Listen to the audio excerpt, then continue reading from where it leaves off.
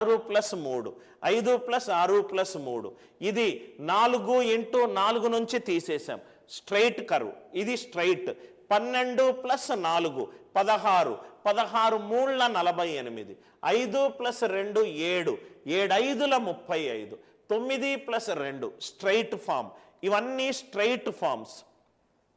are you all with me ఇది zigzag pattern based question I hope the tricky question ఇటువంటి logics మీకు తట్టాలి అని అంటే ఇటువంటి క్లాసెస్ మీరు అటెండ్ అయ్యే తీరాలి are you all with me now ఇక్కడ చూడండి సార్ ఒక సర్కిల్ ఉంది 896 14 8 ఇదేమో 432 6 12 6 12 వీటి మధ్య ప్యాటర్న్ ఏంటి చూడాలి 896 అనేది ఇది ఇన్పుట్ సార్ కిందున్న వాల్యూలు ఇది ఇన్పుట్ పైనున్న వాల్యూ అవుట్పుట్ పైనున్న వాల్యూ అవుట్పుట్ పైనున్న వాల్యూ ఏమో 3 అంకెల సంఖ్య కిందున్నదేమో 2 అంకెలు అండ్ సింగిల్ నౌ ఇక్కడ 896 అనేది నాకు 14 8 నుంచి ఎలా వస్తుంది 14 8 నుంచి 896 కూడితైతే పెద్ద వాల్యూ రాదు లబ్ధం చేద్దాం అంటే దీన్ని బాగా హారిద్దాం 14 6ల 84 56 14 4ల 56 64 అనేది 14 ఇంటూ 8 స్క్వేర్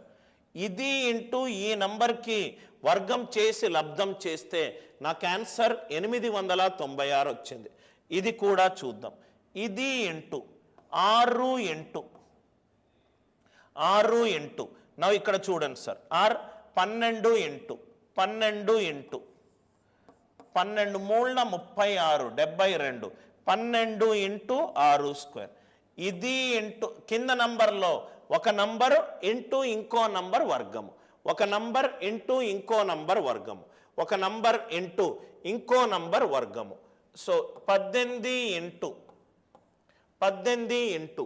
రైట్ ఏమవుతుంది సార్ 5 స్క్వేర్ 18 ఇంటూ 5 స్క్వేర్ నేను ఎందుకు క్యాల్కులేట్ చేసుకుంటాను sir 18 digital sum 9 into any number answer digital sum 9 ఉండాలి 18 ఇంటూ 25 18 ఇంటూ 25 వేసుకొని నేను నా మ్యాథమెటికల్ స్కిల్స్ చూపెట్టాను సార్ లాజిక్ ఏంటి సార్ రైట్ నవ్వు ఇక్కడ చూడండి ఒక నంబర్ ఇంటూ ఇంకో నంబర్ వర్గం చేస్తే నాకు అవుట్పుట్